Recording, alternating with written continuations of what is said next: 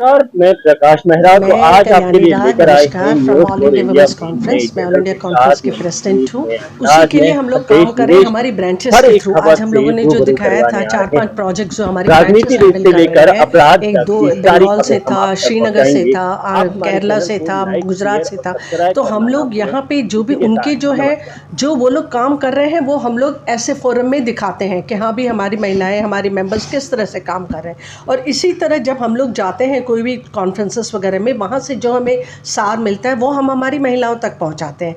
Awareness programme के through पहुँचाते हैं कि भी हम लोग किस तरह से प्लास्टिक के लिए कर सकते हैं। छोटे छोटे लघु उद्योग जिसको हम कहते हैं, घर बैठे जो कर सकते हैं, उसको हम लोग कैसे शुरू कर सकते हैं, उसके लिए हम लोग उनकी मदद करते हैं। सारी जानकारी उनको देते हैं, ट्रेनिंग देते हैं कि भी अगर अभी हमने जैसे एक किया था कि ये जो प्लास्टिक का ही ये जो है पुरानी प्लास्टिक से नई चीज़ें बनाने का, हैंडीक्राफ्ट का, इससे जो है काफ़ी महिलाओं को जो है वो घर बैठे बैठे बनाती हैं और पैसा कमाती हैं। ये खाद का जो हमने बताया वो भी उसी तरह घर में बैठे बैठे जो कचरा वहाँ डालती थी उससे ये लोग करें। इसी तरह से हम लोग महिलाओं को सक्षम कर रहे हैं।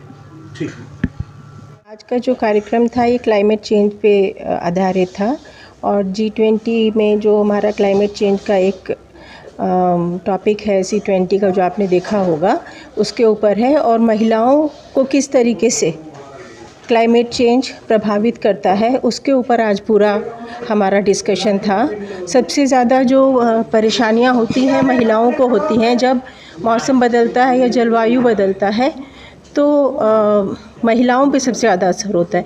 क्योंकि क्या होता है कि अगर पानी ख़त्म हुआ गांव में या हरियाली ख़त्म हुई गांव में तो पुरुष जो होते हैं वो घर छोड़ के शहर चले जाएंगे, कमाने चले जाएंगे, जहां उनको सुविधा मिलेगी वहां चले जाएंगे। लेकिन महिलाएं जो हैं वो बच्चे संभालती हैं, घर संभालती हैं, पशु संभालती हैं, वो नहीं जा सकती हैं। तो इसलिए सबसे ज़्यादा प्रभावित जो होता है वो महिलाओं का जीवन होता है। डॉक्टर मंजू काक। मैम आज एक प्रोग्राम रखा गया। ये प्रोग्राम बहुत ज़रूरी है, आवश्य है ये चीज़ें की चर्चा करनी, क्योंकि आज की तारीख में अगर ये हमारी गैसेस, कार्बन डाइऑक्साइड वाली गैसेस अगर एटमॉस्फेयर में ज़्यादा रिलीज़ होंगी तो हर एक की जान का ख़तरा है। और ये प्रेमाइस रहा है, इसकी अंदरूनी बात ये रही है कि महिला क्योंकि वो घर गृहस्थी और पर्यावरण में ज़्यादा जुड़ी हुई है, क्योंकि उसको परिवार और अपनी सोसाइटी को बढ़ाना है, उसी में उसको चाहे गाय भैंस बकरी हो, चाहे अपना चूल्हा चौका हो और चाहे अपनी बच्चों की एजुकेशन हो, उसमें उसके ऊपर जिम्मेवारी सबसे ज़्यादा बैठती है।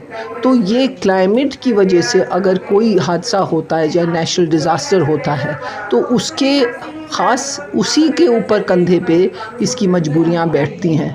तो इसीलिए हम लोगों ने ये चर्चा की कि ये जो चाहे मिनिस्ट्री ऑफ पंचायती राज हो, चाहे नेशनल डिज़ास्टर मैनेजमेंट वाले हों, चाहे अपने क्लाइमेट चेंज की जो मंत्रालय हैं, इनको जागरूक करने के लिए कि आज की तारीख में हमारी जैसी सिविल सोसाइटी, हमारी जैसी NGO, हमारी जैसी संस्थाएं इस चीज़ को सबसे ज़्यादा बढ़ावा दे सकती हैं और मजबूती से कर सकती हैं। हमारी संस्था 500 शाखाएं हैं हमारी पूरी हिंदुस्तान में, 1 लाख हमारी संख्या है और हमारी महिलाएं जुड़ जाएंगी और NGO से जुड़ेंगी तो जो भी प्रधानमंत्री के लक्ष्य हैं, चाहे स्वच्छ भारत हो, चाहे क्लाइमेट चेंज हो, चाहे सोलर पावर हो, ये हम उनके साथ जुड़ के बहुत इसको शक्तिशाली कर सकते हैं। मैं मेंबर इंचार्ज वुमेन सेफ्टी हूँ और पहले सेक्रेटरी जनरल थी। आज का जो प्रोग्राम है वो हमने कोलैबोरेट करा हुआ था अमृता विश्व विद्यापीठ के साथ, क्लाइमेट एक्शन नेटवर्क के साथ और अल्टरनेटिव फ्यूचर के साथ। ये बहुत ही बर्निंग टॉपिक है, बहुत इम्पॉर्टेंट टॉपिक है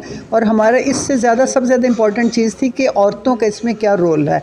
क्योंकि हम देखते हैं कि इस फील्ड में औरतें बहुत काम करती हैं, पर जब उनको फ़ायदा पहुंचाने का टाइम आ जाता है तो औरतों को उसमें से निकाल दिया जाता है और उनकी जो कंट्रीब्यूशन होती है क्लाइमेट चेंज के लिए उसको कोई भी महत्व नहीं दिया जाता है। और परेशान वही होती हैं जब इतनी दूर दूर से उनको पानी लाना पड़ता है, जब भी वो सूखा पड़ जाता है तभी परेशानी होती है, जब भी खेती नहीं चलती तो बच्चों को पालना। आदमी तो गांव छोड़ के शहरों में आ जाते हैं, लेकिन मेन जिम्मेदारी जो है वो औरतों को उठानी पड़ती है। इसके लिए सरकार आगे आके काफ़ी स्कीम्स बना रही है। आज उसी के ऊपर ही हमने बात करी। ये इंटरनेशनल हमारी एक प्रोग्राम था जिसमें इंडोनेशिया से भी जुड़े और भारत के अलग अलग जगह से भी जुड़े, ministry of environment environment and climate change, उन्होंने भी पार्टिसिपेट करा और बहुत अच्छा ये प्रोग्राम सक्सेसफुल रहा, बहुत लर्निंग हुई। इसके बाद हम अपने रिकमेंडेशन सरकार को इसके बेसिस पर भेजेंगे। Thank you. महिला के बारे में था। ऐसे लगता है कि शायद ये दोनों मुद्दे हैं जिनका कोई तालमेल नहीं है, पर जैसे आज की चर्चा ने भी बताया कि अगर हम प्राकृतिक संसाधन देखते हैं तो महिलाएं ही अधिकतर इनके साथ काम करती हैं। आप कृषि ले लीजिए, पानी ले लीजिए, और जहाँ तक इनका असर पड़ता है वो भी महिलाओं पे ज़्यादा पड़ता है। पोल्यूशन होगी, पानी कम होगा, उनकी ज़िम्मेवारी भी ज़्यादा है ये सब चीज़ें लाने की, चारा लाने की, हर चीज़ की। और अर्बन एरियाज़ में भी अगर देखें, वो बहुत सारे लोग जो हैं वो अपनी जो कुकिंग करते हैं, जो खाना बनाते हैं, वो बहुत छोटे जगह में बनाते हैं, कमरे में बनाते हैं, तो उनको ज़्यादा जो है प्रदूषण अंदर जाता है उनके। तो इसे जलवायु परिवर्तन और महिला का एक्चुअली बहुत ही निकट जोड़ है, इस पे काम करने की बहुत ज़रूरत है। तो इसी पे आज जो है वो चर्चा हुई थी कि G20 के संदर्भ में क्या हो रहा है, इसमें सिविल सोसाइटी किस तरह से काम कर सकती है, सरकार के साथ कैसे जुड़ के काम कर सकती है, इस चीज़ को कैसे प्राथमिकता दे सकती है।